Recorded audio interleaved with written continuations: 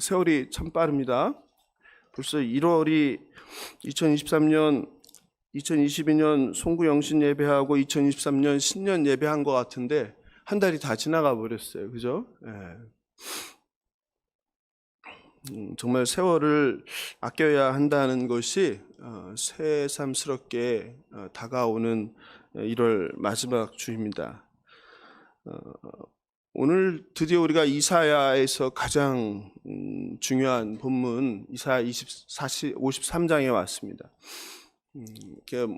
뭔가 이 설교자로서 굉장히 거룩한 부담감과 남다른 느낌이 와요. 어제 계속 설교를 준비하면서 잘 전해야 될 텐데 하나님께서 정말 하나님의 백성들에게 주신 이 놀라운 말씀이 잘 선포돼서 예수를 믿지 않는 성도들, 믿음이 연약한 성도들이 예수를 만나게 해야 되는데 이런 부담감이 굉장히 큽니다. 전 세계 유대교 회당에서는 안식일마다 성경의 두 부분을 골라서 큰 소리로 낭독합니다. 하나는 토라입니다. 모세오경. 다른 하나는 합타라라고 하는데 시편이나 선지서 중에서 고릅니다. 그런데 읽지 않는 본문이 있습니다. 바로 유대인의 금서, 유대인이 읽지 않는 장, Forbidden Chapter라고 합니다. 바로 고난받는 종 메시아 예수를 예언하는 이사야 52장 13절에서 53장 12절까지의 말씀입니다. 그 결과 많은 유대인들이 이사야서는 사랑하지만 이사야 53장의 고난받는 종에 대해선 잘 알지 못합니다. 이사야 53장은 유대인들의 회당에서 Forbidden Chapter, 금지된 장입니다. 그래서 오늘 설교 제목을 보셨죠? 오늘 설교 제목이 무엇입니까? 금지된 성경 이렇게 했는데 정확하게 얘기하면 금지된 장이 되겠죠. 이사야 53장. 그렇다면 왜 유대인들은 모세오경과 선지서를 다 읽으면서 이사야 52장 13절에서 53장 12절까지의 말씀을 읽지 않고 회당에서 건너뛸까요? 왜 그럴까요? 그 대답은 간단합니다. 이사야 53장이 유대인들이 거부하고 유대인들이 죽이기로 앞장섰던 메시아 예수 그리스도에 대한 예언이기 때문입니다. 브래드쇼에 나온 이사야 53장 해설을 쓴 미치 박사의 영상을 잠깐 보겠습니다. 뒤에 불 꺼주실까요? 네.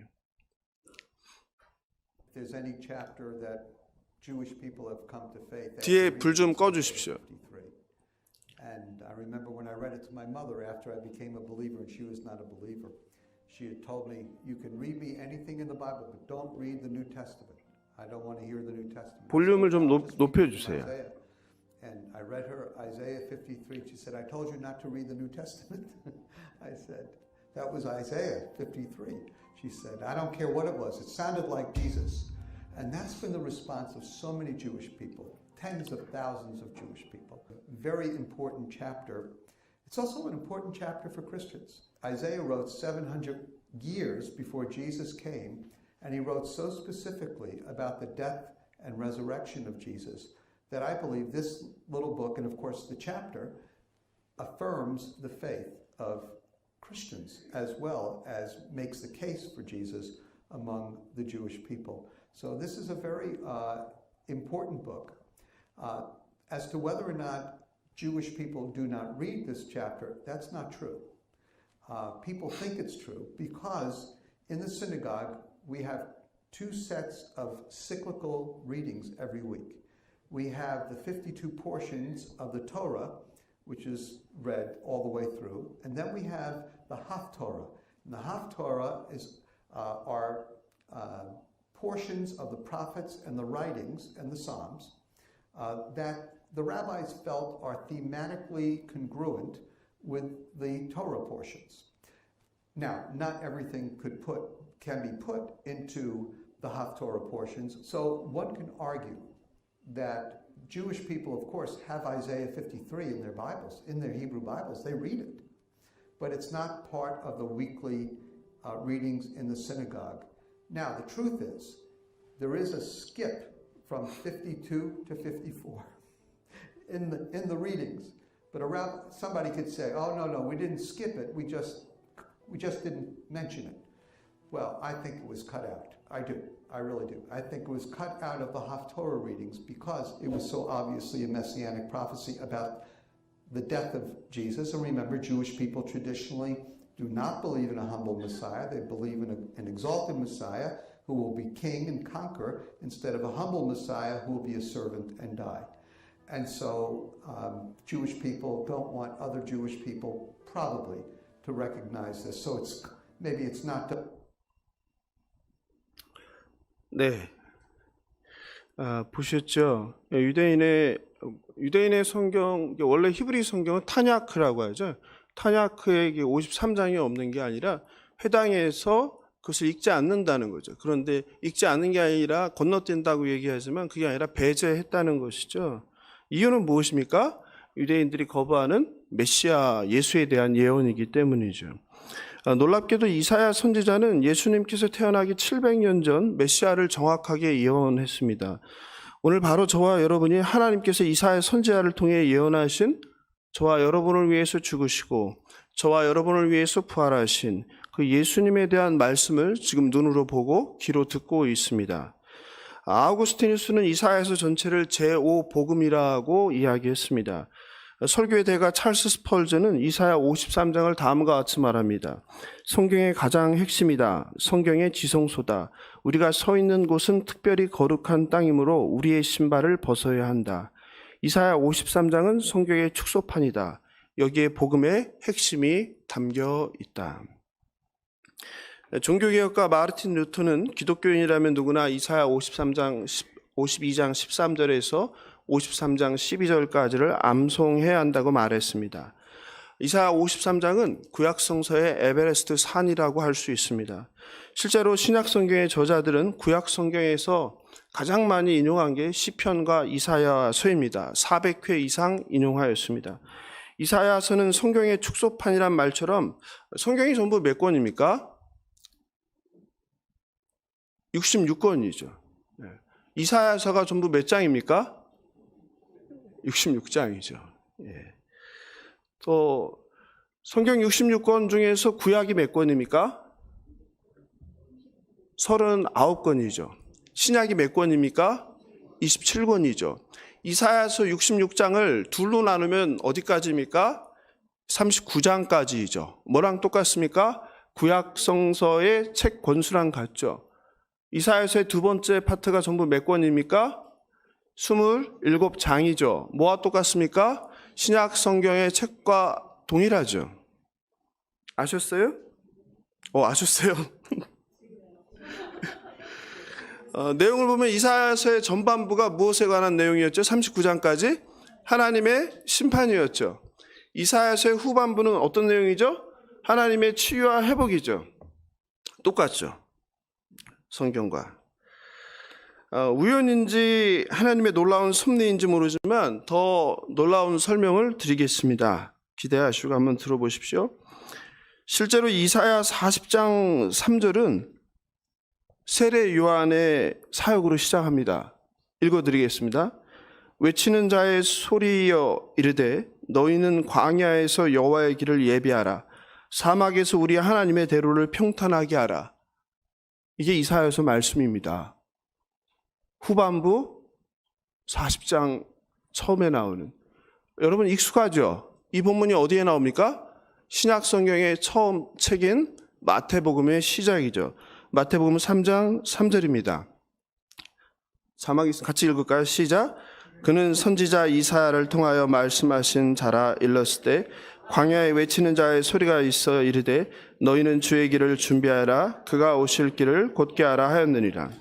어떠세요? 신기하죠? 그럼 이제 이사야서 마지막 65장, 66장을 같이 볼까요? 65장 17절입니다. 시작. 보라, 내가 새 하늘과 새 땅을 창조하나니 이전 것은 기억되거나 마음에 생각나지 아니할 것이라.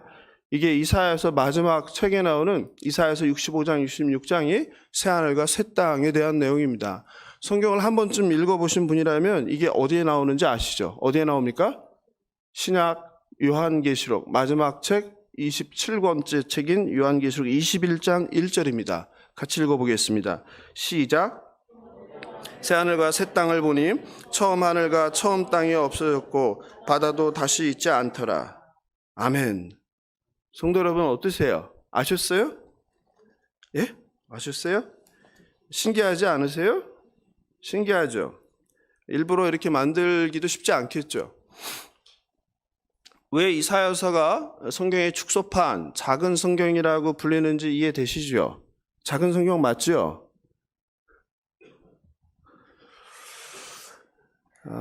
참 하나님의 책이 이렇게 놀랍습니다. 그래서 이사야서를 제5복음이라고 하는 거예요. 사복음이 뭐예요? 마태, 마가, 누가, 요한복음. 제5복음이 뭐라고요? 이사야. 이해되시죠? 그 이사야서 66장 중에서도 가장 중요한 본문 53장입니다. 여러분 뭔가 경외감이 들지 않으세요? 2700년 전에 2000년에 일어난 700년 후에 일어날 일을 정확하게 말씀하신 하나님. 두렵지 않으세요? 그분이 우리의 아버지라는 게 너무 감사하고 기쁘지 않습니까? 여러분 뭐 내년이 아니라 1년 후가 아니라 내일 일을 마치는 사람이 있어도 아마 여러분들 돈 싸들고 갈걸요? 알려달라고? 그렇지 않아요? 그런데 여러분과 제가 믿는 하나님 아버지는 어떤 분이에요? 700년 후의 일도 다 아시고 다 말씀해 주시는 분이에요. 그런데 그 무당을 찾아다니면서 돈 갖다 바치고 전 보고 신년이 되면 그러시면 돼요? 안 돼요? 안 되죠. 누굴 찾아가야 돼요? 우리 아버지, 하나님 아버지, 창조자 하나님 아버지를 찾아가야죠. 누가 갔다 오셨어요? 왜 갑자기 조용해지세요? 많이 갑니다. 많이 갑니다. 요즘은 또 전화로도 쉽게 할 수 있잖아요. 인터넷으로도. 직접 가는 거는 참 이렇게 큰 마음을 먹어야 되는데 전화는 간단하잖아요. 보는 사람이 없으니까 아는 사람이 없으니까 인터넷으로 오늘의 운세 검색하는 거 뭐 마음에 찔리지도 않죠. 보는 사람이 없으니까. 그러면 안 된다는 거예요. 안 된다.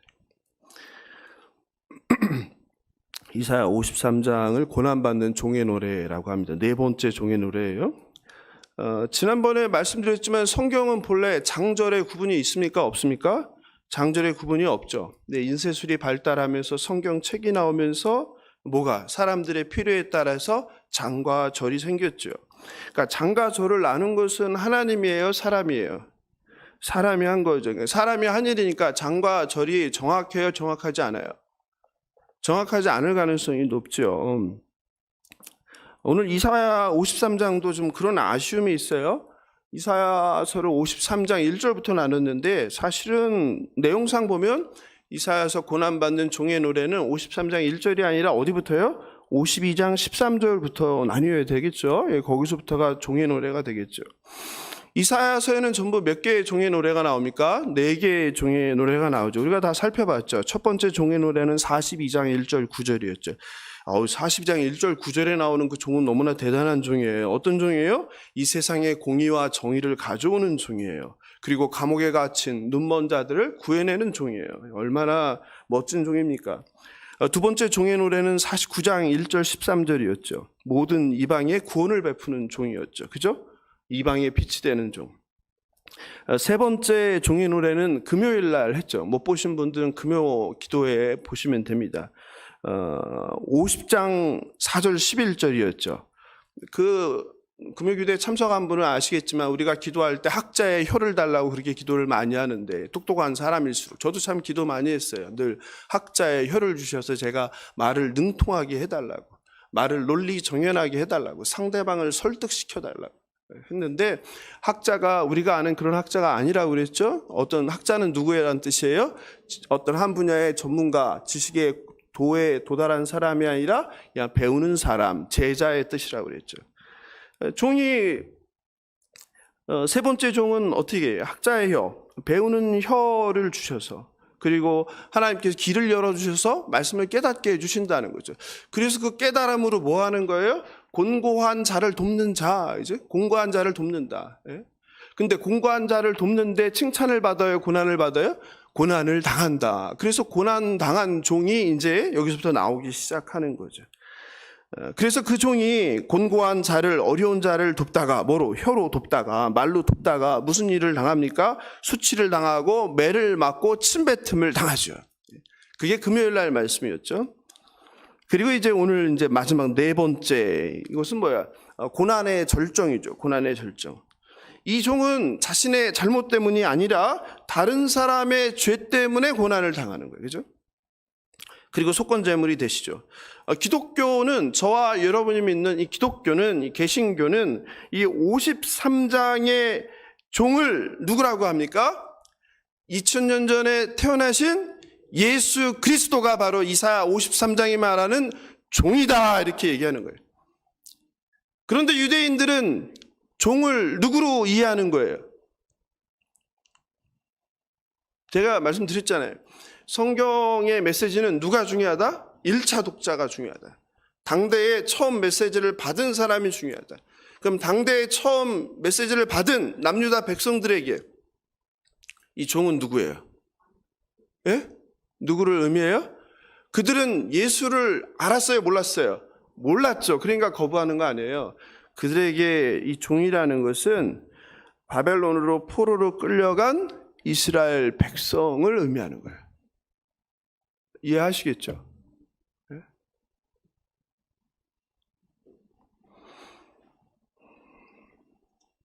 그래서 예수를 거부하고 죽인 유대인들이 회당에서 이사야 52장, 53장을 건너뛰는 것입니다. 그래서 이사야 53장은 유대인들에겐 금지된 장, forbidden chapter라고 부릅니다. 유대인들은 영상에서 본 것처럼 힘없는 메시아가 아니라 뭐라고 얘기합니까? humble 메시아, 그죠? humble, 겸손한, 그죠? 비천한 그런 메시아가 아니라 다윗 왕처럼, 모세처럼 힘 있는 강한 통치자, 리더십을 가진 자, 세상의 왕을 기다렸던 것입니다. 그들의 생각 속에 메시아가 자신들을, 자기 백성 이스라엘을 구원할 메시아가 이렇게 비천하고 힘없고 볼품없는 종으로 와서 한번 싸워보지 못하고 죽는 것은 상상할 수 없는 일이기 때문입니다. 그럼 이제 저와 함께 본격적으로 네 번째 종의 노래를 살펴보겠습니다. 이 화자가 계속 바뀌어요. 그래서 52장, 53장을 볼 때 거기에 나오는 화자를 아는 게 되게 중요해요. 오늘 본문 13절, 14절, 15절에 보라 내 종이 하잖아요. 그죠? 화자가 누구입니까? 예? 화자, 말하는 사람이 누구예요? 하나님 아버지이시죠. 하나님 아버지. 그죠? 그 다음에 53장에 보면 여러분 주보에 보면은 제가 글을 다 색깔을 칠해놨어요. 한번 쉬어보세요. 그가 몇 번 나오나. 예? 예. 예. 그가요? 53장에 그가 5번밖에 안 나와요. 제가 색깔 칠해놨는데. 많이 칠해놨죠. 27번이 넘을 텐데요. 그죠? 제가 쉬어보진 않았는데. 파란색으로 쳐놨잖아요. 예. 이 그는 누구인가 우리가 생각해 봐야 되겠죠. 그리고 또 봐야 될 것이 53장에 보면 우리가 나왔어요. 우리는 누구인가, 그죠? 우리는 누구인가 이 봐야 되겠죠, 그죠? 그리고 뒤로 가서 이제 결론 부분이 되겠죠. 마지막 12절, 53장 12절에 내가 나오는데 내는 누구인가, 그죠? 예. 이거를 생각하지 않고 읽으면 헷갈릴 수밖에 없어요. 그래서 여러분들이 성경은 막 읽는 책이 아니에요. 자세히 읽으면서 동그라미 치고 밑줄 쳐가면서 무슨 의미인지 살펴보는 책이에요. 예. 뭐 어르신들은 뭐 힘드시겠지만 신앙생활 앞으로 많이 해야 되는 분들은, 뭐 어르신들은 예수 그리스도만 붙잡으면 되죠. 그러나 신앙생활 오래 하셔야 되는 분들은 이제 습관을 바뀌셔야 돼요. 성경을 그냥 읽도간다고 막 후다닥 읽는 책이 아니에요. 한 줄 한 줄, 한 단어 한 단어 꼼꼼히 읽으면서 이게 무슨 뜻인가, 무슨 의미인가 살펴보셔야 돼요. 52장 13절을 보니까 보라 내 종이 했단 말이에요. 하나님이 얘기하는 거예요. 하나님께 보라는 무슨 말이에요? 보라. Listen to me 그랬잖아요. attention 하잖아요. 뭐예요? 주목을 시키는 거죠. 여기를 보세요. 여기를 보세요. 이 보라. 주의를 환기시키는 거죠. 네? 뭔가 바뀌는 거죠. 여러분 좋아하시는 형통하다 나오죠? 성경에 나오는 형통하다가 무슨 뜻이라고 그랬어요? 예? 형통하다가 내가 원하는 대로 소원을 성취하고 일이 잘 되는 거, 그래서 여러분이 좋아하고 그 찬양을 그렇게 좋아하는 거잖아요. 잘못된 번역이라고 제가 말씀드렸죠? 예, 금요 기도회 때 말씀드렸는지. 형통은 여기서 야스킬이라는 히브리어인데 지혜롭게 행하다 이런 뜻이에요. 지혜롭게 행하다. 아시겠죠? 예, 참 이게 번역을 그래서 잘 해놔야 돼요. 그러니까 우리 신앙을 왜곡시키는 거예요. 예. 한국말 형통 때문에 자꾸 이게 예수 믿는 게 이상하게 돼버리는 거예요. 모든 일이 원하는 대로 술술 풀린다. 이게 오독이에요. 그런 뜻이 아니라 지혜롭게 행하다. 그리고 하나님께 종이 지극히 존귀하게 된다고 선포하시는 거예요. 그러니까 종의 노래가 고난받는 종인데 그 시작과 끝이 동일해요. 시작과 끝이 다 어떻게 해요? 동일한 거. 이걸 뭐라고 해야죠? 국어에서 숨이 쌍관이라고 그랬죠. 영어에서는 샌드위치 구조라고 그래요. 샌드위치에 양쪽에 빵이 있고 안에 속이 있잖아요. 양쪽에서 싸고 있다. 마찬가지로 너무 놀랍게. 그러니까 이 사연은 대단한 거예요. 52장 13절 그리고 53장 12절이 똑같이 종이 어떻게 된다? 존귀하게 된다. 숨이 쌍관을 이루고 있다. 이런 말이죠. 그죠? 53장 12절도 가보세요. 어떻게 돼 있어요? 내가 그에게 존귀한 자와 함께 몫을 받게 하며 나오죠. 존귀하게 높인다는 거예요. 종을. 그죠? 종의 노래의 시작과 끝에서 하나님께서 종을 높이는 구조예요. 그런데 그 사이에 속은 뭐예요? 전혀 다른 게 들어가 있는 거죠. 속은. 그죠? 14절에선 뭐가 나옵니까? 상처 입은 종의 모습이 나오고 있죠. 14절 같이 읽어볼까요? 시작. 전에는 그의 모양이 타인보다 상하였고 그의 모습이 사람들보다 상하였으므로 많은 사람이 그에 대해 놀랐거니와. 종의 모습을 보고 사람들이 놀라요. 왜요? 종이 어때요? 어떤 모습이에요? 피투성이인 거예요. 상할 대로 상한 거예요. 여기서 타인보다 상하다는 어떤 표현이냐면은 세상의 그 누구보다도 세상의 그 어떤 상한 사람보다 더 상했다, 더 다쳤다, 더 비참하다, 더 보기 힘들다 이런 이야기예요. 유대인들은 이 모양이 상한 그를 누구라고 생각한 거예요. 그래서 포로로 잡혀서 두들겨 맞으면서 바벨론에 가서 살고 있는 자기 백성이라고 생각한 거예요. 그리고 이 종의 상한 모습이 더 리얼하게 나오는 게 바로 53장 3절 9절이죠. 그죠? 이따가 같이 보도록 하겠습니다. 그런데 이 종이 어떻게 돼요? 회복을 하는 거예요. 그래서 그 모습을 보고 열방이 깜짝 놀라는 게 바로 15절이에요. 15절 같이 읽어볼까요? 시작. 그가 나라들을 놀라게 할 것이며 왕들은 그로 말미암아 그들의 입을 봉하리니 이는 그들이 아직 그들에게 전파되지 아니한 것을 볼 것이요 아직 듣지 못한 것을 깨달을 것입니다. 나라들과 왕들이 이스라엘 포로 들인 야훼의 종 얼굴이 비참하게 망가져 상한 것을 알고 있었기 때문에 그가 다시 회복된 모습을 보고 깜짝 놀란다는 거예요. 그리고 이사야서 53장 1절에 바로 무엇이 나와요? 여호와의 팔이 나오죠. 구약 성서에서 여호와의 팔은 무엇을 의미합니까? 팔. 여호와의 팔이 나타났다. 뭐예요? 권능이죠. 권능. 이 권능, 능력이죠. 이 권능의 팔, 능력의 팔로 여호와는 두 가지를 할 수 있어요. 무엇을 할 수 있어요? 악인들을 심판하기도 하고 또 곤고한 자를 어떻게 해요? 건져내기도 하는 구원. 그래서 여호와의 팔은 어떤 의미다? 심판과 구원을 의미하는 여호와의 능력을 나타낸다. 그럼 오늘 본문 1절에 나오는 여호와의 팔은 무엇을 나타냅니까? 구원이에요? 심판이에요? 예? 구원입니까? 심판입니까? 심판이겠죠. 왜? 남유다가 멸망하고 남유다의 백성들이 어디로? 바벨론까지 포로로 끌려가니까 심판이 되겠죠. 2절을 같이 볼까요? 시작. 그는 주 앞에서 자라나기를 연한 순 같고 마른 땅에서 나온 뿌리 같아서 고운 모양도 없고 풍채도 없은즉 우리가 보기에 흠모할 만한 아름다운 것이 없도다. 우리가 그 영화나 드라마에서 보는 예수님은 어떤 모습이에요? 흠잡을 곳 없이 아름답고 멋지고 잘생기고 키도 크고 피부도 하얗고 이목구비가 뚜렷하고 금발이 웨이브진 그런 모습이잖아요. 그런데 성경은 다르게 이야기하죠. 그러니까 성경이 말한 사람을 영화의 주인공으로 갖다 놓으면 누가 일단 안 봐요. 사람들이 별로 주인공에 주목을 못 하겠죠. 네?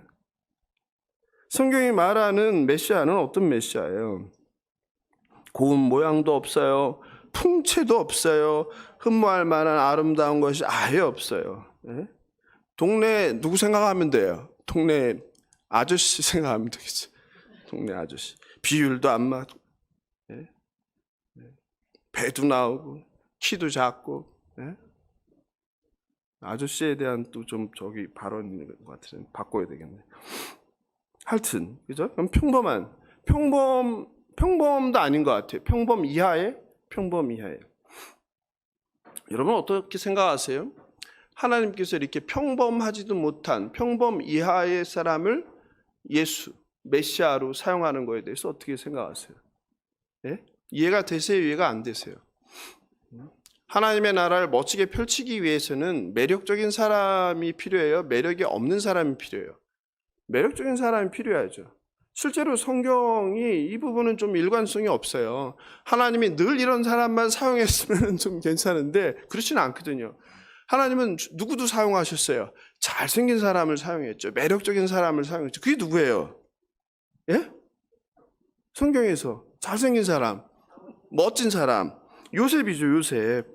창세기 39장 6절에 보면 하나님은 요셉의 용모가 빼어났다. 그래서 얼마나 잘생겼으면 누가요? 네? 그 부인이 요셉을 덮치잖아요.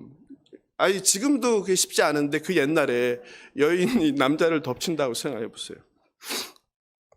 39장 6절에서 뭐라고 얘기합니까? 요셉은 용모가 빼어나고 아름다웠더라 이렇게 얘기하죠. 또 있죠. 그런 사람이 누구예요? 이스라엘의 왕 다윗이죠. 다윗. 그죠? 사무엘상 16장 12절에 보면 뭐라고 합니까? 그의 빛이 붉고 눈이 빼어나고 얼굴이 아름답더라. 그죠? 하나님은 이렇게 멋진 사람 쓰신단 말이에요. 누가 봐도 왕이다. 누가 봐도 뭐가 다르구나. 그죠? 하나님의 아들로 인류를 구원할 메시아라면 더더욱이 누구를 사용해야 돼요? 다윗 왕보다 더 키도 크고 풍채도 좋고 얼굴도 잘생기고 누가 봐도 그런 사람을 딱 갖다 놓으면 어찌 안 따를 수 있어요. 거기에 푹 빠져버리죠. 그죠? 네? 그런데 전혀 이상한 사람을 메시아로 보내주신 거예요. 2절의 이 말씀은 메시아에 대한 우리의 기대, 우리의 상식을 완전히 무너뜨리는 거죠. 중심을 보기보다 외모로 사람을 판단하는 얼짱, 몸짱의 나라, 21세기 대한민국에 만약 예수가 재림한다면 알아보겠습니까? 알아보지 못하겠습니까? 알아볼 사람이 많지 않을 거예요. 그러니 우리는 유대인들이 이상하다 할 수가 없는 거예요. 우리가 그런 걸요. 아무리 자신이 메시아라고 외쳐도 사람들은 믿지 않을 거예요. 왜냐하면 메시아가 메시아처럼 생기지 않았기 때문이에요. 그러니까 우리에게는 그런 고정관념이 있는 거예요. 선입관, 편견이. 인간으로서 매력이 전혀 없었습니다. 오죽했으면 예수님의 가족은 예수를 잘 알았잖아요. 예수를 메시아라고 생각했어요? 생각하지 않았어요? 예수의 가족도 예수님을 메시아라고 생각하지 않았어요. 이게 놀라운 일 아니에요? 요한복음 7장 3절이죠. 이는 그 형제들까지도 예수를 믿지 아니함이러라. 심지어는 친척들까지 뭐하러 다녔어요? 예수를 잡으러 다녔죠. 왜? 얘가 뭐했다? 미쳤구나. 그러니까 예수는 당대의 가족들, 친척들에게 어떤 사람이었어요? 미친 사람. 이 정도였는데 더구나 돈과 힘과 외모를 사랑하는 21세기 대한민국에 예수가 이 모양으로 이 상태로 오면 사람들은 지나가며 다 한마디씩 할 거예요. 뭐라고요? 미친 사람. 네? 종은 사람들의 환호를 받으며 인기와 영광을 받지 못하고 외모부터 고난이 필연적입니다. 사람들은 그를 무시하고 멸시합니다. 3절입니다. 시작. 그는 멸시를 받아 사람들에게 버림받았으며 간고를 많이 겪었으며 질고를 아는 자라 마치 사람들이 그에게서 얼굴을 가리는 것 같이 멸시를 당하였고 우리도 그를 귀히 여기지 않았더라. 간고를 많이 겪었다는 굉장히 의미가 중요한데 슬픈 사람이라는 뜻이에요, 여러분. 예? 간고가 뭐냐면 슬픈 사람, 슬픔이 많은 사람. 질고를 아는 자라는 것은 뭐냐면요. 병에 들린 사람, 병을 아는 사람 이런 뜻이에요. 그러니까 슬픈 사람, 병에 들린 사람 이런 뜻이에요. 그래서 유대인의 문서에 보면 메시아를 나병 환자라고 이렇게 돼요. 종은 고난이 끝이 없고요. 심지어 몸에 병까지 든 거예요. 슬픈. 기쁠 게 없어요. 슬픔으로 눈물이 마를 날이 없어요. 여러분 중에도 그런 분 계시죠? 저도 한 10몇 년을 그냥 눈물이 마를 날 없이 그렇게 울며 지낸 것 같아요. 이해할 수 없는 하나님의 방법이에요. 능력 있고 건강한 사람이 도와도 될까 말까인데, 보기에도 능력도 없고 제 몸 추스르기도 힘들어 보이는 병든 사람이 무슨 일을 할 수 있겠습니까? 상식이 있다면 매력도 없고 병자와 같이 생기도 없는 그를 보며 메시아라고 생각하는 사람이 없을 거예요. 오히려 메시아라고 믿는 사람이 이상한 거죠. 그래서 당대에 그 똑똑하다는, 성경을 많이 안다는 율법 학자들까지 예수를 뭐 한 거예요? 핍박하고 죽인 거죠. 여러분 그거 잘 생각해 봐야 돼요. 오히려 예수가 이 땅에 오면 누가 그를 핍박할 가능성이 높아요? 저와 여러분. 그게 2000년 전 예루살렘의 상황이잖아요. 예수를 죽인 자들이 예수를, 성경을 모르는 자가 아니라니까요. 바리새인들 아니에요? 서기관들 아니에요? 네? 율법학자들이잖아요. 심각한 문제죠. 예수님 오셔도 걱정이에요, 그죠? 예. 사랑하는 성도 여러분, 하나님의 일하는 방식은 굉장히 달라요. 가난한 사람을 통하여 누구를요? 부유한 자를, 그죠? 힘없는 자를 통하여 누구를요? 힘 있는 자를. 못 배운 자를 통하여 누구를요? 배운 자를. 부끄럽게 하는 게 이게 하나님의 방법 아니에요? 왜 그렇게 하시는 거예요? 아니, 힘 있는 자가, 권력이 있는 자가, 높은 자가, 부유한 자가, 많이 배운 자가 뭔가를 하면 그게 대단해요? 당연해요? 당연하게 여겨지죠. 그러니까 하나님이 한 건지 그 사람이 한 건지 알 수가 없죠. 그러나 힘이 없어요? 가난해요? 배우지도 못했어요? 병까지 들었어요? 이런 자가 했을 때 어떻게 저 사람이 저걸 할 수 있지? 저건 저 사람이 한 게 아니야. 누가 한 거야? 저 사람이 믿는 하나님이 한 거야. 이렇게 하나님을 보게 되잖아요. 그러니 하나님 그렇게 일하시는 거죠. 사랑하는 성도 여러분, 그래서 거기에 희망이 있는 거예요. 소망이 있는 거예요. 내가 비록 가난하고, 내가 비록 힘이 들고, 힘이 없고, 내가 비록 나이가 많고, 내가 능력이 없고, 내가 못 배우고, 내가 몸이 아프지만 일하시는 분은 누군 거예요? 내가 아니라 내 안에 있는 그리스도요, 내가 믿는 하나님 아버지가 일하기 때문에 저와 여러분에게 뭐가 있어요? 소망이 있는 겁니다. 이게 기독교예요. 여러분, 기독교는요, 내가 성공해서 복음을 전하고 이런 거 아니에요. 이건 힘의 종교죠. 여러분, 그러니 주눅 들지 마세요. 나를 보고 누가 예수를 믿을까? 천만에요. 네? 여러분을 보고 예수를 믿게 되는 거예요. 어떻게 살면요? 여러분이 가난하지만 가난하지 않은 것처럼, 여러분이 몸이 아프지만 몸이 아프지 않은 것처럼, 여러분이 나이가 많지만 나이가 많지 않은 것처럼 살아가는 그 모습, 누가 봐도 힘든 삶인데, 버티기 힘든 삶인데 아무렇지 않게 곤고한 삶 가운데 기쁘고 감사하게 하루하루 성실하게 살아가는 모습을 보면서 저 사람이 뭐가 다르구나, 예수를 만나는 거예요. 사랑하는 성도 여러분, 그게 예수님께서 마태복음 5장 7장 산상수훈에서 말한 팔복이에요. 여러분, 팔복을 붙잡으십시오. 진짜 복은 팔복이에요. 세상의 부귀영화가 복이 아닙니다. 예수 믿는 저와 여러분에게. 예?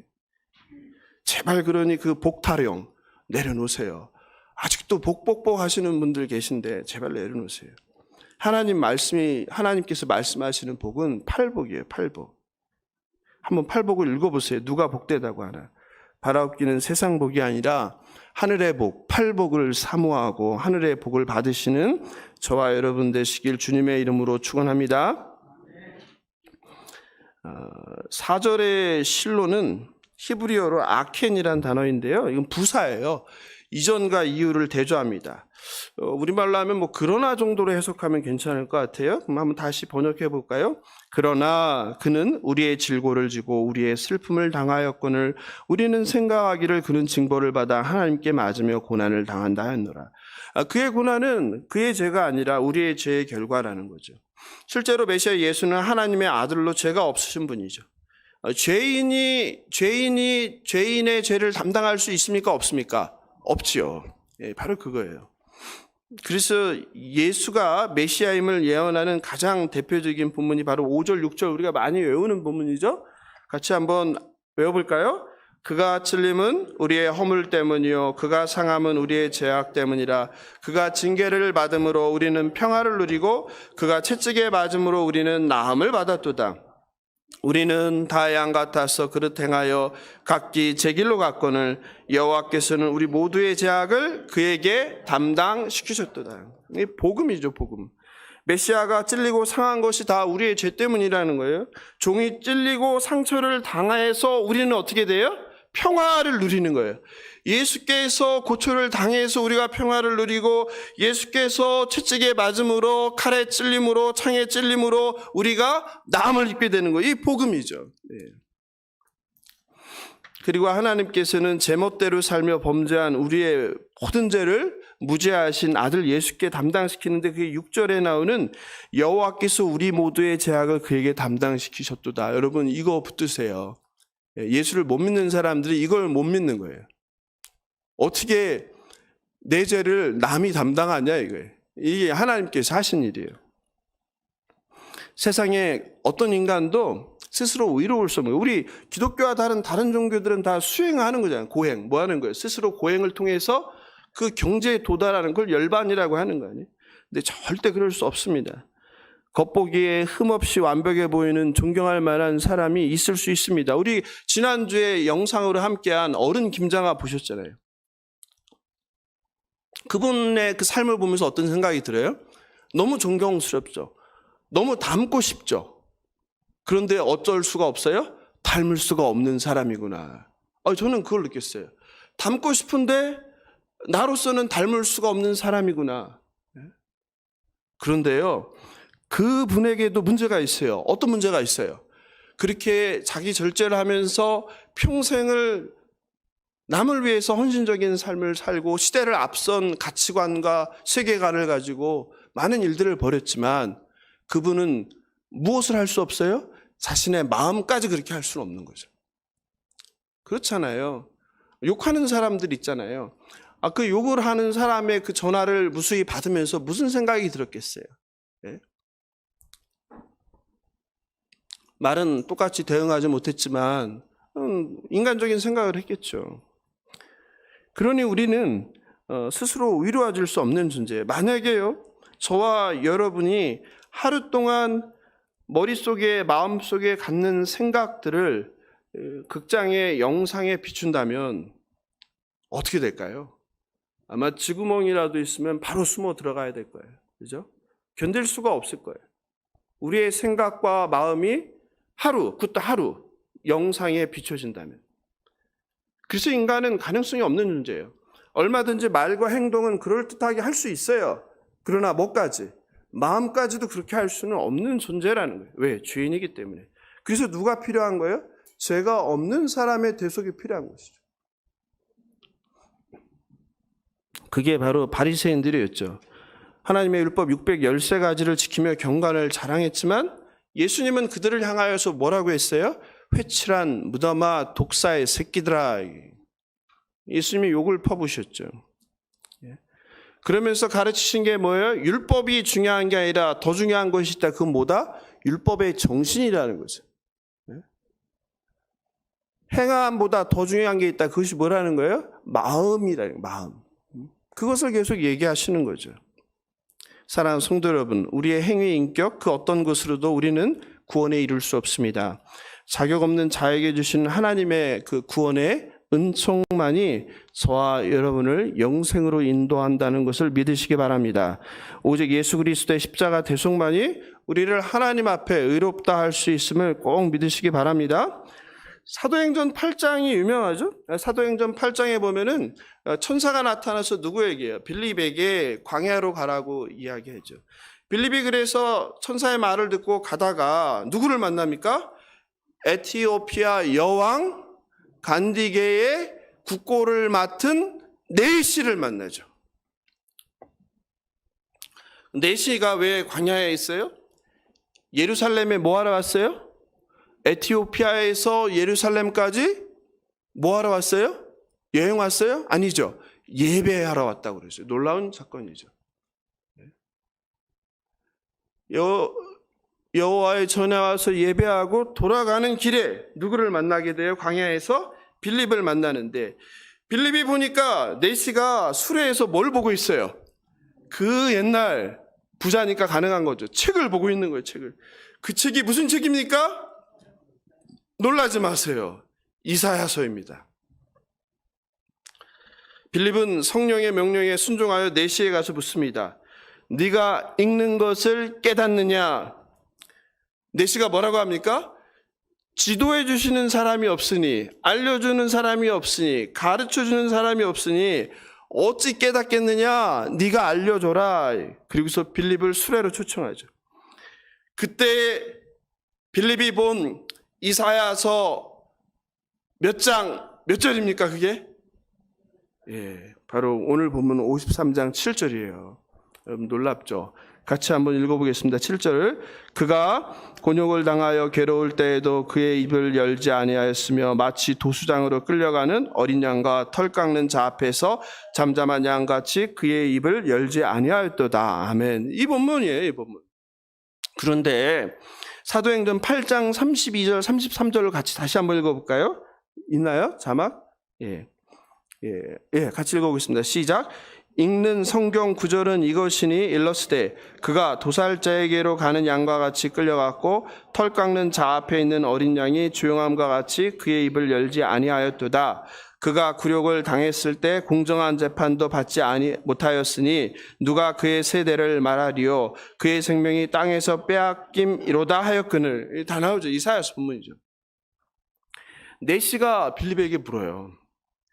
이 말에 여기 그가 누구냐 이거죠. 선지자가 말한 것이 누구냐?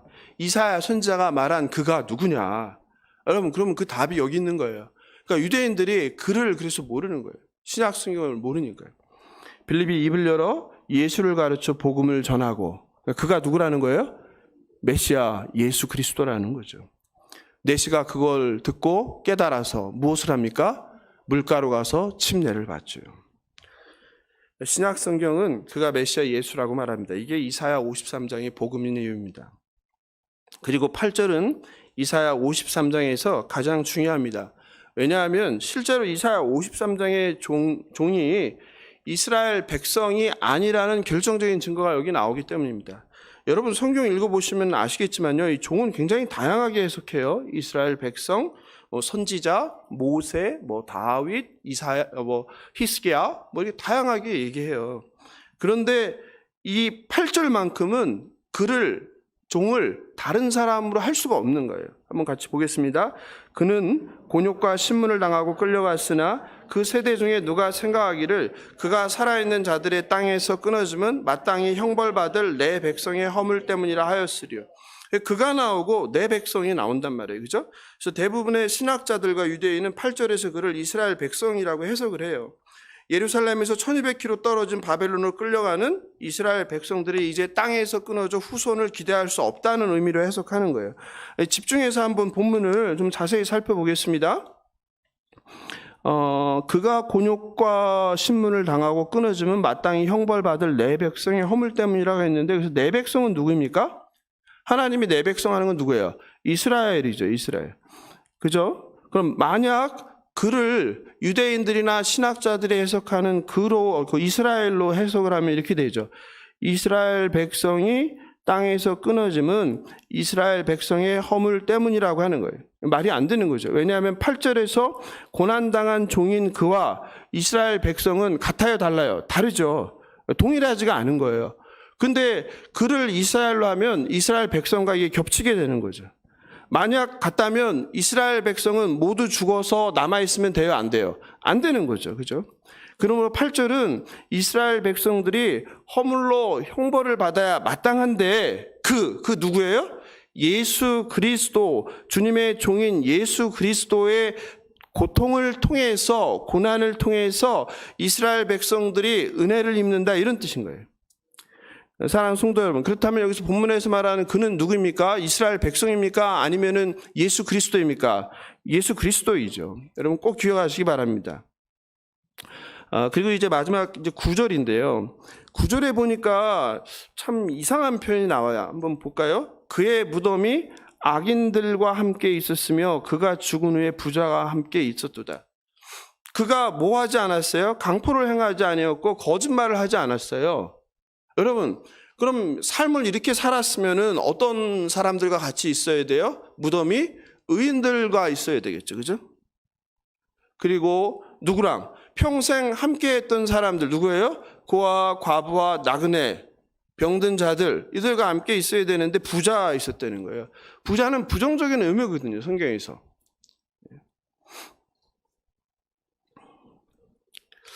이게 무슨 뜻일까? 무슨 뜻일까요? 한번 좀 생각을 해보세요. 이상하잖아요. 저는 이 본문 보면서 참 이상했어요. 그가 평생을 고난 가운데 살았는데 죽었는데 그의 무덤이 악인들과 있다. 죽은 후에 부자와 함께 있다. 뭐 다양하게 해석을 하는데요. 이런 의미입니다. 그는 고난받는 종 예수는 살아서도 모욕과 곤욕을 당했는데 그는 죽어서도 모욕을 당했다, 이런 뜻이에요. 그는 다른 사람 죄 때문에 곤욕을 당하고 신문을 당했습니다. 그는 거짓말을 하지 않고 의인이었습니다. 늘 가난하고 힘없는 사람들을 위해서 살았습니다. 그러므로 죽어서 그가 함께 하고 싶은 곳은 어떤 사람들이에요? 평생 함께 했던 사람들이죠. 자신들과 함께 했던 사람들, 함께 사랑했던 사람들, 가난하고 힘없는 고아, 과부, 나그네, 병든 자들이죠. 그리고 칭송과 함께 영광스럽고 명예로운 죽음이 되어야 합니다. 그러나 그의 무덤이 악인들과 있고, 누구예요? 악한 권력자, 압제자, 그리고 불의한 부자들, 세리들과 함께하게 되었다는 뜻이에요. 즉 죽어서까지 자신을 압제한 종교 권력자, 힘 있는 권력자, 부자들과 함께하게 되었다는 거예요. 즉 불명예의 완성이라고 표현합니다. 무엇을 의미합니까? 예? 이게 무슨 뜻이에요? 살아서도 고생, 죽어서도 뭐예요? 고생. 여러분 암담해지지 않아요? 예수를 믿는다는 게 이런 거예요. 살아서도 개고생, 죽어서도 명예회복이 안 되고 고생. 무슨 의미예요? 무슨 의미일까? 많이 생각을 해봤어요. 우리가 보통 생각할 때 살아서 고생하면 죽어 살아도 뭘 받아야 돼요? 죽음에 대한 보상, 명예회복, 오해가 풀리는 거, 수치가 풀리는 거. 죽어 살아도 영광받는 사람들이 있잖아요, 세상엔. 살았을 때는 그렇게 인정 못 받다. 우리가 당연히 이렇게 기대하는데 그런 기대조차 성경은 무너뜨리고 있다. 하나님의 종으로서의 우리의 고단한 삶은 물론 우리의 죽음까지도 억울하고 불명예일 수 있다는 거예요. 네? 누명을 뒤집어 쓸 수 있다는 거예요. 여러분 어떻게 생각하십니까? 네? 그런 사람이 있습니까? 없습니까? 여러분 주변에 보세요. 살아서도 고생했는데 죽어서까지 억울하게 누명을 뒤집어 쓴 사람이 있어요? 없어요? 많죠. 그게 고난받는 종이라는 거예요. 여러분 한국교회 자랑하면은 목사들 중에 누구를 가장 존경합니까? 예? 여러분 한국 근대사에 있는 목사들 중에서 가장 존경하는 목사가 누구세요? 돌아가신 분. 그렇죠. 주기철 목사죠. 손양원 목사, 주기철 목사 아니에요? 주기철 목사 얘기 잠깐 하겠습니다. 주기철 목사님은 일제 신사참배를 반대해서 어떻게 됐어요? 투옥되었죠. 그리고 옥에 갇혀서 어떻게 했어요? 순교하셨어요. 주기철 목사는 우상 숭배를 하지 않겠다 해서 옥에 갇혔고 그리고 옥에서 순교를 하셨단 말이에요. 여러분 신사 참배를 하지 않겠다, 우상 숭배를 하지 않겠다, 맞아요, 틀려요? 대답을 안 했어요. 맞죠? 우상 숭배하면 안 되잖아요. 그래서 목숨을 걸었단 말이에요. 뭐예요? 하나님 말씀에. 그 결과는 뭐예요? 옥에 갇힘 그리고 순교, 가족들의 곤고한 삶. 그런데 더 비참한 건요, 이 주기철 목사를 면직을 시켜요. 누가? 목사들이, 교단이, 한국의 대표적인 장자교단이라고 하는 합동교단이 이 주기철 목사를 파면시켜요, 여러분. 여러분, 이게 말이 됩니까? 우상 숭배를 하지 않는다고 파면을 시켜요. 누가? 목사들의 조직인 합동교단이요. 그의 죄는 뭐예요? 신사참배 곧 우상 숭배를 하기로 결정한 총회의 명령에 따르지 않았다는 거예요. 이렇게 주기철 목사는 살아서도 옥에서 비참한 삶을 당하며 살며 고난을 겪었어요. 죽어서도 어떻게 됐어요? 불명예죠. 왜? 파면당한 목사. 총회의 결정을 따르지 않은 목사. 목사는 아니죠, 이제. 여러분 어떻게 생각하세요? 오늘 본문 말씀이 그런 뜻이에요. 죽어서도 명예가 회복되지 않고 누구와 함께? 악인들의 무덤, 부자들과 함께 있다. 그럴 수 있다는 거예요. 누구? 주님의 종이. 한국의 장자교단을 자랑하는 합동교단 평양로에는 1939년에 파면한 주기철 목사의 복권을 언제 했을까요? 그렇게 존경하는 목사, 주기철 목사, 그 목사 면직 복권을 언제 했을까요? 2015년이에요. 1939년에 그렇게 됐으면 해방되고 나서는 해줘줬어야 되잖아요. 세상이 바뀌었으니까. 근데 누가 그 자리를 잡고 있는 거예요? 주기철 목사를 파면한 기득권자들이 여전히 어디에? 그 권력의 자리에 앉아서 그거를 허락을 안 하는 거죠. 여러분 이렇게 악한 거예요. 그게 종교 지도자들이라는 종교 뭐라고 해요? 기구라고 해야 돼요. 조직이에요. 그 조직에 있는 그 정치 목사들이 그런 사람들이에요.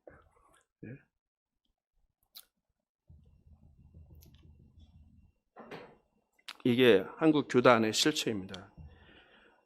우상 숭배를 거부한 목사를 상을 주고 영광스럽게 하게 하는 것은 아니라 옥에 순교까지 한 목사의 명예를 박탈하고 75년이 넘는 세월 동안 침묵한 게 한국 교회입니다. 종은 이렇게 살아서도 고난이고 죽어서도 수치를 당할 수 있습니다. 여러분 고생 끝에 낙이 온다고 그래요, 그죠? 고진감래라는 말이 있죠. 사랑하는 성도 여러분, 안타깝게도요, 하나님의 나라의 원리는요, 이 땅에서 고생했는데 고생으로 끝날 수 있는 거예요. 심지어는 죽었는데, 억울하게 죽었는데도 어떻게 해요? 계속 불명예와 수치 속에 있을 수 있는 거예요. 이게 하나님 나라의 원리예요. 세상의 원리와 달라요. 그러므로 여러분, 고난 가운데 성도에게 이런 말 잘하잖아요. 나중에 크게 쓰려고 한다. 저 참 많이 들은 말이에요. 나중에 주님께서 크게 쓰려고 한다. 여러분, 이런 말은 성경적이에요? 비성경적이에요? 비성경적인 거예요. 그러니까 그런 말조차 고난 가운데 있는 사람한테 위로한다고 하면 안 되는 거예요. 참된 위로가 아니에요. 피조물인 저와 여러분은 우린 몰라요. 나를 향한 하나님의 그 뜻과 계획을 알 수 없는 거예요. 내가 순종했는데 복을 주기도 하지만 날 순종했는데 계속 고난이 계속되기도 하는 거예요. 심지어는 죽어서까지도 그 고난이 이어질 수 있는 거예요. 어디서? 이 땅에서는, 땅의 세상에서는. 그냥 우리는 알지 못하고 그냥 받아들이는 거예요. 그게 종이에요.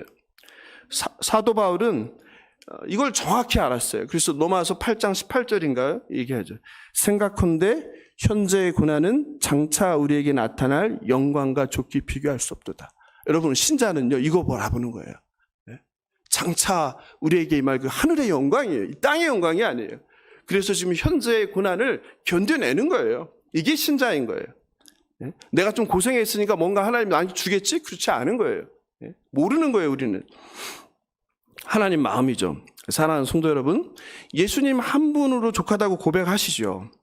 하나님의 백성은 하늘 영광, 하나님의 생명체계에 기록되는 그거 한 가지만이 우리에게 약속된 영원한 기업이라는 것을 믿으시기 바랍니다. 그리고 하나님께서는 종을 높이십니다. 그게 바로 11절이죠. 의로운 종으로 높이십니다. 이사야 53장은 너무나 정말 소중한 책입니다. 성경책에서 한 장을 꼽는다면 한 장을 한 절이 아니라 아마 이사야 53장일 것입니다. 여기에 모든 우리의 생명이 달려 있기 때문입니다. 창조주이신 신이 자신이 만든 피조물을 위해 낮고 천한 인간이 되고 십자가에서 피조물을 구하기 위해 힘도 쓰지 않고 피조물에게 조롱을 당하며 죽임을 당하는 그 메시아 예수를 구세주로 믿으시기 바랍니다. 그리고 그런 예수를 따라 타자를 살리려고 자신의 생명까지 희생하는 좁은 문 좁은 길을 가겠다는 공동체가 바로 에클레시아, 교회입니다. 저와 여러분이 바로 그 교회예요. 교회에 다닌다는 것은 그 예수의 고난받는 삶을 나도 동참하겠다는 것입니다. 사랑하는 성도 여러분, 2000년 전 이 땅에 살았던 예수가 하나님께서 우리를 구원하기 위한 오신 메시아입니다. 놀랍게도 2700년 전 이사야 선지자를 통해 알려주셨어요. 예수가 하나님께서 보낸 메시아라는 것이 아직도 믿어지지 않는 분이 계시다면 이사야 53장을 반복해서 읽으시면 좋겠습니다. 예수가 오직 길이요 진리요 생명입니다. 세상의 힘이나 명예, 풍요로운 삶을 약속하는 돈과 땅과 직업이 아니라 생명이신 예수를 꼭 붙잡는 저와 여러분 되길 주님의 이름으로 축원합니다. 그렇다면 이제 우리에게 주어진 과제는 교회인 저와 여러분, 이방에 비친 교회인 저와 여러분이 이 어린 양의 길을 가는 거예요. 어린 양의 길. 타락하고 죄로 가득한 세상이 지금 당장이라도 하나님의 불의 심판이 임할 것 같은데 여전히 지탱되고 있어요. 여러분 왜 그럴 거라고 생각하십니까? 노하기를 더디하시는 하나님? 그런데 그거 말고 또 다른 이유가 저는 있다고 생각해요. 그것은 저와 여러분은 모르지만 아마도 하나님 말씀에 순종한 수많은 어린 양들이 희생하고 있기 때문이 아닐까라는 생각이 들어요. 황금만능주의, 학벌주의, 차별이 가득한 세상, 여야 좌우로 나뉘어 날마다 서로 물어뜯으며 싸우는 이 정글 같은 세상, 살아남기 위해서 강자가 되기 위해서 약한 자를 발로 밟는 이 세상, 이 죄로 가득한 세상에서 하나님의 종 어린 양인 저와 여러분이 가야 하는 길은 어떤 길입니까? 조변 섞게 하는 세상 풍조를 따르지 않는 길입니다. 사업가라면 온갖 불법과 관행, 편법과 탈세를 하지 않고 정직하게 사업을 경영하는 것입니다. 근로자라면 사장이 안 보면 휴대폰하고 온라인 서핑하고 딴 일을 하지 않고 늘 사장이 옆에 있는 것처럼 성실하게 최선을 내 것처럼 일하는 것입니다. 공무원이라면 사익을 추구하지 않고 특정 정보를 이용하지 않고 나라를 위하여 국민을 위하여 낮은 자세로 섬기는 것입니다. 지도자라면 겸손하게 자신의 이익을 추구하지 않고 맡겨진 권한을 공평하게 사용하는 것입니다. 부당한 착취로 피해를 당하는 외국인 노동자들을 도와주는 것이 어린 양의 길입니다. 기록적인 한파로 추운 겨울 잠잘 곳 없는 노숙인을 돌보는 것, 가난한 자들을 생각하는 것이 어린 양의 길입니다. 고급 정보를 이용해 부동산 투자, 땅 투자, 주식 투자 등을 하지 않고 땀 흘려 성실하고 정직하게 일하며 일용할 양식을 구하는 것이 어린 양의 길입니다. 교회라면 힘과 돈을 자랑하지 않고 세속의 가치와 결별하고 구별된 삶으로 하나님께서 명하신 대로 사랑을 실천하며 복음을 전하는 것이 어린 양의 길입니다. 어떠한 그럴듯한 명분을 내세울지라도 싸움과 전쟁을 무조건 반대하며 화평과 평화를 추구하는 것이 어린 양의 길입니다. 피조 세계의 대리 통치자로서 하나님 창조한 세상을 인간의 이익과 편리만을 위해 파괴하지 않고 잘 보호하고 다스리는 것이 어린 양의 길입니다. 내가 손해볼지라도 남이 잘 되도록 기꺼이 그의 디딤돌이 되어주는 것이 어린 양의 길입니다. 예수님은 그런 어린 양으로 도수장에 끌려가시고 죽으셨습니다. 예수님께서 하나님의 명령에 순종할 십자가의 죽음의 고난이 있었기에 부활의 영광과 승기의 영광이 있게 되었습니다. 우리 신앙이란 십자가란 고난 없이 부활의 영광은 있을 수 없다는 것을 꼭 기억하시기 바랍니다. 장차 다가올 영광을 위하여 마주한 어린 양의 고난의 길을 기꺼이 감수하며 어린 양의 그 길, 고난의 길을 나아가는 저와 여러분 되길 주님의 이름으로 축원합니다. 말씀을 마무리합니다. 제가 늘 기억하는 선교사님이 계신데요. 영국인 선교사 찰스 토마스 스터드예요. 그가 한 말을 저는 늘 기억해요. 예수 그리스도가 하나님이시고 그분이 나를 위해 죽으셨다면 내가 그분을 위해 하는 어떤 희생도 크다고 할 수 없다. 스터드 선교사는 영국 최우수 크라켓 선수로 명문 집안 출신이에요. 부모님께 받은 재산을 전부 선교 단체에 후원합니다. 헌금합니다. 그리고 중국에서 선교사로 사역하다가 1908년에 길을 가다가 벽보를 보게 돼요. 식인종은 선교사를 원한다. 여러분, 식인종은 선교사를 원한다. 그 벽보를 보고 2년 후 아프리카 콩고로 떠납니다. 그리고 죽는 그날까지, 주님 부르시는 그날까지 콩고에서 아프리카 백성들을 돌봤습니다. 그가 1931년 71세로 죽을 때 그 장례식장에 7,000명의 아프리카인이 몰려왔습니다. 스터드 선교사는 이런 말도 남겼어요. 오직 한 번뿐인 인생 속히 지나가리라. 오직 그리스도를 위해 한 일만이 영원하리라. 아멘. 사랑하는 성도 여러분, 여러분은 지금 어디에 서 계십니까? 여러분은 오직 한 번뿐인 인생 무엇을 위해 사십니까? 그리고 지금 어디를 향해 걸어가고 계십니까? 하나님께서 감사하게도 이방인인 저와 여러분에게 이사야 53장을 주셨습니다. 예수를 믿으시고 구원받으시기 바랍니다. 예수를 만나셨다면 제대로 믿으시기 바랍니다. 여전히 기복신앙, 번영신학에 사로잡혀서 하나님의 말씀이 무엇인지도 모르고 여전히 세상 것을 탐하고 있다면, 욕망대로 살고 있다면 이 시간 회개하시기 바랍니다. 더 늦기 전에 돌이키시기 바랍니다.